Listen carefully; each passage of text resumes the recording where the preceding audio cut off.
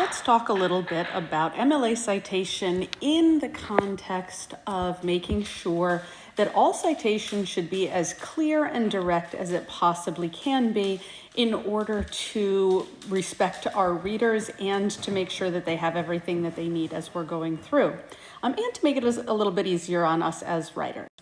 So here, when I talk about redundancy, some of the things that we want to consider is that if we have, for instance, a literary analysis where we're dealing with just one title, and that's what we have introduced in the introduction that we're going to be talking about, say, The Scarlet Letter by Nathaniel Hawthorne, then I do not need to say Hawthorne in my parenthetical citations as I go through, because it's going to be really clear to my audience what source I'm taking that from.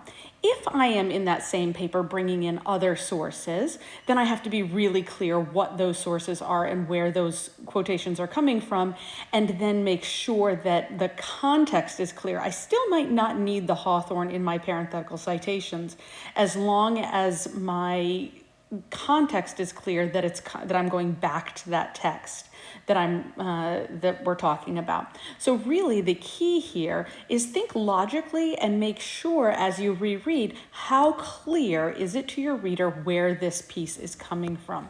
So it would end up really taking a lot of room and being really messy to see Hawthorne all over that paper every single time you had a quote. And so it's actually far less disruptive to the reader just to see a page number citation instead of seeing that Hawthorne every single time. So that's if the whole paper is about one text, then you think about whether or not you need that lead-in or that parenthetical citation. Secondly, if your lead-in makes the source clear, then it would be redundant and wrong to put it again as a parenthetical citation, because again, it's going to add complication where we don't need that complication. One note of where that thing is coming from using the keyword is going to do it.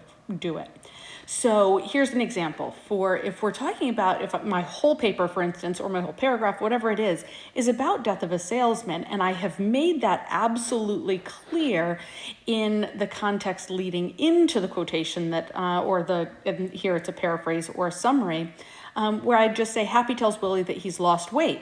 And then all I need is that page number. You'll notice that nowhere in that sentence does it say that it's by Arthur Miller, does it say that it's from Death of a Salesman, but my writing, my paragraphs before, whatever, has made it very, very clear that this is the source that we are referring to, that I haven't all of a sudden just shifted to a different Willie Loman and a different Happy Loman.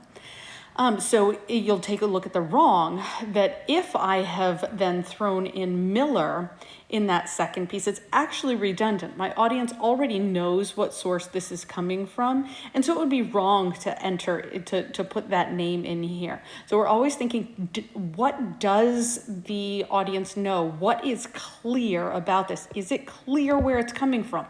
And so if we can always just ask ourselves, is my source clear? That's going to clear up most of our questions about citation.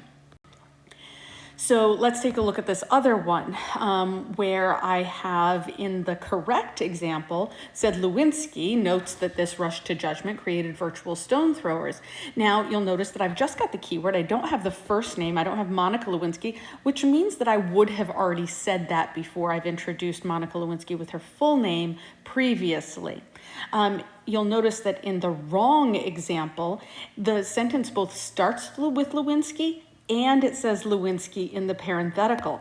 And it ends up being redundant and actually making the paper very, very messy. You'll note here, I brought this one in specifically because this comes from a TED Talk where we wouldn't have a page number, but rather we have a timestamp for where that particular quote happens. And then let's just look finally at another area where information would be redundant, or actually in this case very, very unhelpful. And so the first time we see on the left that Jason Tebbe uses the example of Victorians listening to music for self-improvement rather than for entertainment. So Jason Tebbe, we know that I can go to my source and find Jason Tebbe on my works cited list and find out more about that source. On the right, you'll see that Tebbe shows up twice. So again, a problem with that. And notice also that page number 2 would be incorrect, because if I went to that source on my works cited page, you'd see a URL. And so that is something that my page 2 doesn't match up with somebody else's page 2. I might have my font size bigger, or my aspect ratio different, or my printer's gonna do something different. But when we talk about, if I was reading an article on the Atlantic's website, for instance, I wouldn't know when I've reached page 4. I don't know how many pages that article is because it's just a continuous scroll.